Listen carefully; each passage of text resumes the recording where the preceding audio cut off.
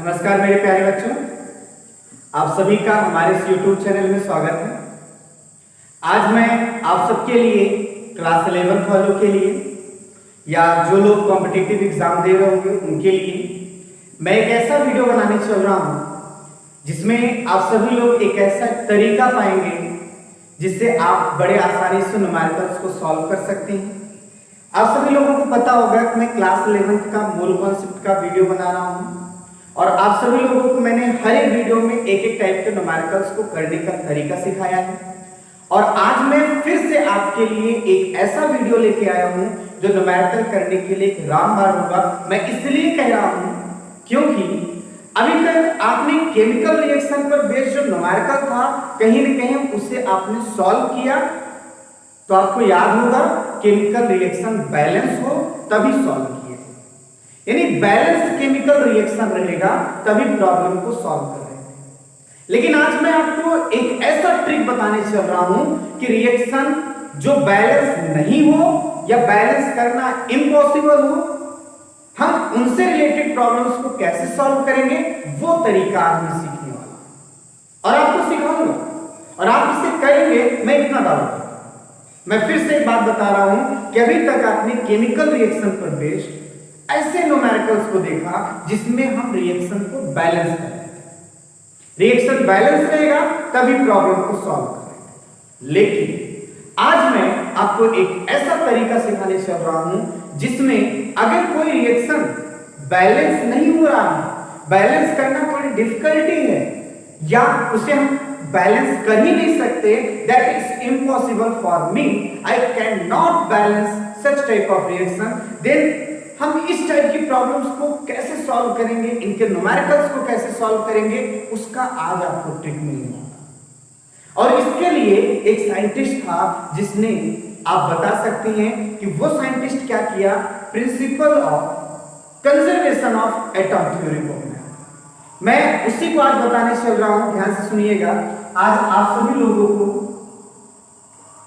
मूल कॉन्सेप्ट का एक बहुत ही सुनहरा, एक गोल्डन वीडियो मिलने वाला है जिसमें आप सभी लोग एक प्रिंसिपल को पढ़ने चल रहे हैं, principle of atomic conservation, principle of atomic conservation. मैं आपको एक छोटी सी बात बता दे रहा हूं, थोड़ा सा समझिएगा। इसे शॉर्टकट में POAC के नाम से जाना जाता है, POAC, principle of atomic conservation. अगर हम इसके अकॉर्डिंग देखें तो आप सभी लोग ऐसा भी कह सकते हैं कि इट इज बेस्ड ऑन, पहले तो हम इसको समझ लेते हैं क्योंकि जब न्यूमेरिकल को सॉल्व करना होगा तो मुझे इनकी जरूरत होगी, तो आप सभी लोग बोल सकते हैं कि it is based on conservation law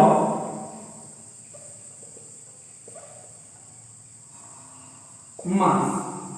आपने सुना होगा कि mass neither be created not be destroyed, only it convert one form to another form. बिल्कुल वैसे ही आप सभी लोग ये बोलेंगे कि एटम नाइदर बी क्रिएटेड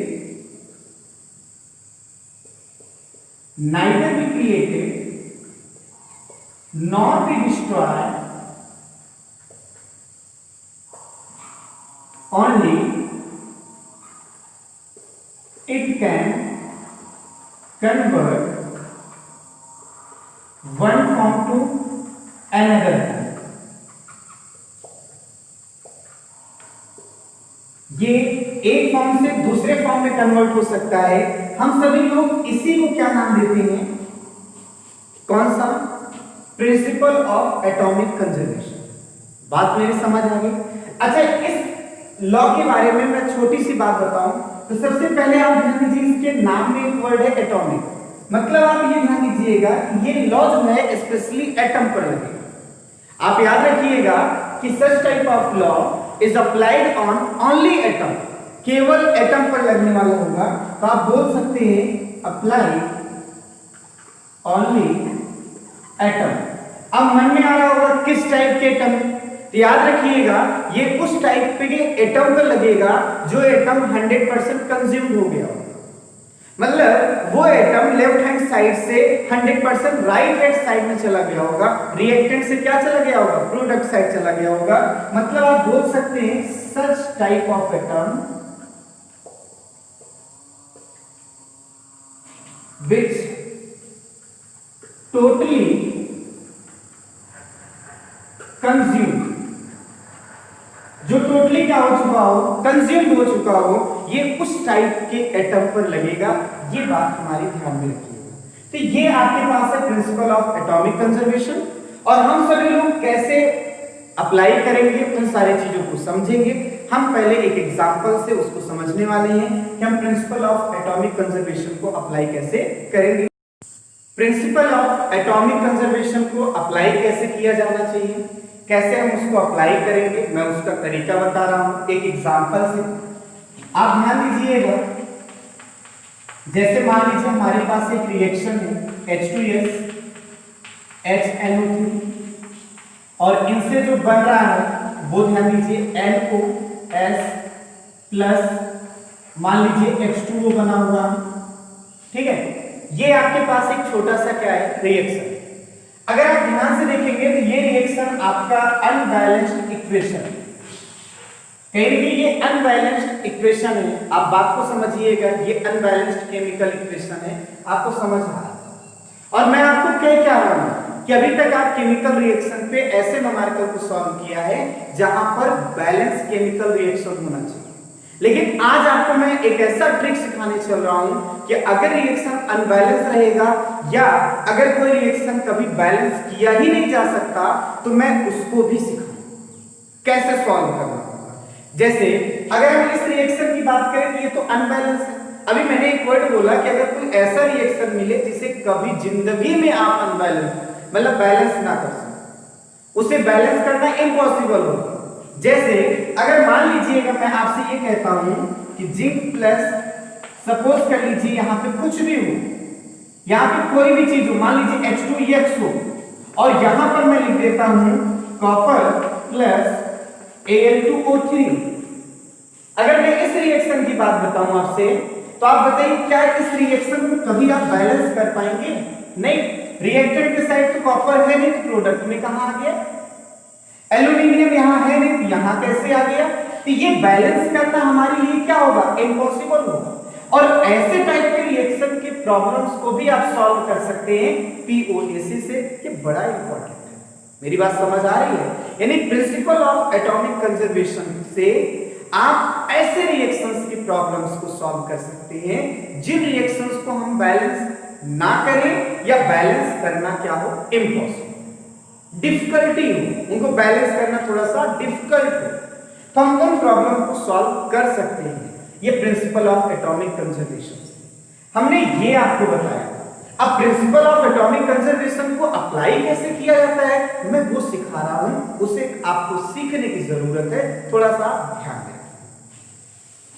कैसे करेंगे, कैसे सॉल्व करेंगे, थोड़ा सा आप अच्छी तरीके से देखिएगा। जैसे ये आपके पास है अनबैलेंस्ड केमिकल इक्वेशन, राइट? हम कैसे अप्लाई करेंगे? तो सबसे पहला काम आपका होगा कि आप देखिए कितने एटम हैं, क्योंकि प्रिंसिपल ऑफ एटॉमिक कंजर्वेशन केवल एटम पर अप्लाई होगा। तो आप सबसे पहले ये डिसाइड करो कि number of atom, how many number of atom. तो जरा देखिए, एक तो आपके पास एटम है हाइड्रोजन, एक एटम कहेंगे सल्फर, एक एटम कहेंगे नाइट्रोजन, और एक एटम कहेंगे ऑक्सीजन। इसके अलावा कोई एटम नहीं। तो एक काम करिए, POAC ऑन मैं हाइड्रोजन पे अप्लाई करता हूं। कैसे अप्लाई होगा जरा ध्यान दीजिएगा। POAC अप्लाई करेंगे पहला किस पे? On hydrogen. तो हाइड्रोजन पे कैसे अप्लाई करेंगे? अब आपको जिसमें जिसमें हाइड्रोजन नजर आ रहा है वहां पर, यहां नजर आ रहा है, तो बताओ अगर मैं आपसे कहूं इसका कोफिशिएंट कितना है? 1। अगर 1 मोल H2S में मैं हाइड्रोजन एटम की बात बोलूं तो कितना होगा? 2 होगा ना। इसलिए आप कैसे अप्लाई करेंगे तरीका सीखिए। क्या? 2 मल्टीप्लाई NH2S। बात आई समझ में? यहां कितना H है? 1 मल्टीप्लाई NHNO3। अगर दोनों रिएक्टेंट हैं तो उनको जोड़ो। बात समझ आई? एरो लग रहा है, उसके जगह इक्वल लगाने का तरीका सिखा रहा हूं। यहां पे हाइड्रोजन है, नहीं कोई जरूरत नहीं। यहां है, नहीं। यहां पे है कितना है 2, तो NH2O। इस तरह से आपने POC लगाया किस पर, हाइड्रोजन पर, ये ऐसा इक्वेशन आपको मिलेगा। इसी तरह से हम सभी लोग दूसरा किस पे अप्लाई कर सकते हैं, ऑन सल्फर पर। आप देखिए इसमें सल्फर है, यहां सल्फर है, इसके अलावा कहीं नहीं है, तो आप सभी लोग क्या लिखेंगे, यहां सल्फर कितना है 1, तो 1 मल्टीप्लाई NH2S इज इक्वल, यहां सल्फर 1 है तो मल्टीप्लाई NS। इस तरह से ये दूसरा इक्वेशन मिल गया, राइट। हम तीसरा अगर हम ध्यान से देखेंगे तो ऑन किस पे कर सकते हैं, नाइट्रोजन। तो नाइट्रोजन पे कैसे अप्लाई करेंगे, नाइट्रोजन किसमें है, इसमें तो है नहीं, यहां नाइट्रोजन कितना है, एक एटम है, तो फिर से वही बात है 1 multiply NHNO3 is equal 1 multiply NO, और कहीं पे N नहीं। अब अगर हम इसी तरह से चौथा अगर एप्लीकेशन हम अपनाएं ऑन ऑक्सीजन पे, तो ऑक्सीजन पे कैसे अप्लाई होगा, यहां पे है नहीं, यहां पे है कितना है 3, NHNO3 इज इक्वल, अब देखिए यहां पर है यहां पर है, तो 1 NO प्लस 1 NH2। उम्मीद है आपको समझ में आया होगा कि हम सभी लोग किस तरह से कैसे हम POC को क्या करेंगे, अप्लाई करेंगे। मैं एक और एग्जांपल लेता हूं, उससे आप देखिए कैसे अप्लाई किया जाता है। प्रिंसिपल ऑफ एटॉमिक कंजर्वेशन को हम कैसे अप्लाई करेंगे, मैं आपको बस उसी का तरीका सिखा रहा हूं, थोड़ा सा ध्यान में रखेंगे। जैसे मान लीजिए NH3 प्लस O2, यहां पे NO, यहां पे H2। अगर आप ध्यान से देखेंगे तो ये रिएक्शन कैसा है, अनबैलेंस केमिकल इक्वेशन, राइट। और आप सभी लोगों को POAC इस पर अप्लाई करना है, तो मैंने आपसे कहा क्या, सबसे पहले एटम बताओ क्या होगा, तो यहां पर एटम के लिए डिसीजन लेना है। तो देखो एक तो N है, एक हाइड्रोजन है, एक ऑक्सीजन, क्या इसके अलावा और कोई एटम है, नहीं। तो आप सभी लोग POAC को कैसे अप्लाई करेंगे, अब फास्टली हम कर रहे हैं। जैसे मान लीजिए हम हाइड्रोजन पे अप्लाई करेंगे, तो यहां हाइड्रोजन यानी कितना है 3, तो 3 मल्टीप्लाई क्या हो जाएगा मोल ऑफ NH3, और तो है नहीं, बराबर करिए, यहां पे है 2 और यहां पर हो जाएगा H2। बात समझ आई आपको। दूसरा मान लीजिए आपने ऑक्सीजन पे अप्लाई किया, तो ऑक्सीजन यहां पर तो है नहीं, यहां पे कितना है 2, तो आप 2 लिखेंगे, NO2 लिखेंगे इज इक्वल, यहां पे है 1 NO, और आगे चल के देखिए H2O में भी है 1 NH2, राइट। इसी तरह से हम नाइट्रोजन पर भी अप्लाई कर सकते हैं, कैसे करेंगे, 1 मल्टीप्लाई NH3 इज इक्वल, यहां नाइट्रोजन है नहीं, यहां पे है 1 मल्टीप्लाई NO। इस तरह से आप सभी लोग क्या करेंगे, POAC को अप्लाई करेंगे। आपको केमिकल रिएक्शन बैलेंस करने की कोई जरूरत नहीं, आप प्रॉब्लम्स को सॉल्व कर लेंगे। कैसे करेंगे, अब मैं एक एग्जांपल देके समझा। अच्छा एक छोटी सी बात है, थोड़ा सा आप समझिएगा। मैंने आपसे कहा क्या कि भाई it is only applied on atom and those type of atom which is totally consumed. अच्छा ये भाई कैसे पता चलेगा कि वो एटम टोटली कंज्यूम्ड हो जाएगा, तो मैं आपको बता दूं इसकी इंफॉर्मेशन डायरेक्टली या इनडायरेक्टली आपको प्रॉब्लम में दिया, डायरेक्टली या इनडायरेक्टली आपको प्रॉब्लम में क्या होगा, दिया। जैसे मैं अगर आपसे ये क्वेश्चन बोलूं, ध्यान से सुनिएगा, क्वेश्चन बोल रहा हूं, calculate weight of calcium oxide, ध्यान दीजिएगा, wait calcium with 1 gram calcium react with excess of oxygen। ये जैसे मेरा क्वेश्चन, मैंने आपसे कहा कि उस टाइप के एटम के बारे में डायरेक्टली या इनडायरेक्टली आपको इंफॉर्मेशन दिया जाएगा कौन 100% कंज्यूम होगा। अगर आप इस क्वेश्चन को पढ़ेंगे, calculate weight of calcium oxide when 1 gram calcium react with excess of oxygen, इसका मतलब क्या है, कौन कंज्यूम हो गया होगा? कैल्शियम। श्योर है? कौन कंज्यूम हो गया होगा? कैल्शियम। और आप याद रखिएगा, जो कंज्यूम हो गया है उसी से हमको प्रॉब्लम सॉल्व, उसी से प्रॉब्लम सॉल्व करना है। अब अगर हम इसका सॉल्यूशन देखें तो कैसे करेंगे? सबसे पहले एक काम करिए, मोल कॉन्सेप्ट से करते हैं। हम इस टाइप की प्रॉब्लम को मोल कॉन्सेप्ट से भी कर सकते हैं और इस टाइप की प्रॉब्लम्स को POAC से भी कर सकते हैं। जैसे भी करें आंसर सेम है। जैसे मान लीजिएगा हम दोनों तरीके से करें, मोल कॉन्सेप्ट MC लिख देता हूं और POAC से कैसे करना है, दोनों तरीका मैं अपना रहा हूं। मोल कॉन्सेप्ट से करना होता है तो आपको पता है रिएक्शन बैलेंस होना चाहिए, और यहां पर बैलेंस करना बहुत टफ नहीं है, बड़े आराम से रिएक्शन क्या हो गया, बैलेंस। ये कह रहा है 1 ग्राम। अब आप बताइए, अगर ये 1 ग्राम कह रहा है तो आपको पता होना चाहिए कि भाई ऑक्सीजन क्या है, एक्सेस में है ना। जब ऑक्सीजन एक्सेस में है इसका मतलब क्या है, लिमिटिंग रिएजेंट कौन हो गया हमारा, कैल्शियम ही हो गया ना, क्योंकि ये तो एक्सेस में है, ये लिमिटिंग रिएजेंट है। और जब लिमिटिंग रिएजेंट है तो कैसे प्रॉब्लम सॉल्व, 1 ग्राम में पहले मोल में कन्वर्ट करो तो 1 बाई कितना हो जाएगा, 40 मोल आ गया। कितना कैल्शियम ऑक्साइड मिलेगा, 2 बाई इसका कोएफिशिएंट 2 और 1 बाई कितना 40, इतना मिला। हमको इसके कितने मोल मिल गए, 1 बाई 40 मोल मिल गए। तो जब मोल मिला हुआ है तो N ये कैल्शियम ऑक्साइड है, पर आपसे क्वेश्चन में पूछा है वेट ऑफ कैल्शियम ऑक्साइड। तो वेट कैसे निकालते हैं, हम मोलर मास से मल्टीप्लाई करते हैं। मोल, ये 1 बाई 40 मोल आ गया है, इस मोल में आप मोलर मास से मल्टीप्लाई करिए, ये मोलर मास 50 क्या होगा, 6 होगा। और यहां पर आप सॉल्व करेंगे तो कहीं ना कहीं आप इतना कह सकते हैं 1 पॉइंट कितना हो जाएगा, 4। कितना ग्राम आ जाएगा कैल्शियम ऑक्साइड, 1.4 ग्राम। ये तो मैंने किया मोल कॉन्सेप्ट से। पर अगर आप POAC से करते हैं तो आप सिंपली जो लिखते आप लिखिए, रिएक्शन बैलेंस करने की कोई जरूरत नहीं है, मत करिए रिएक्शन बैलेंस।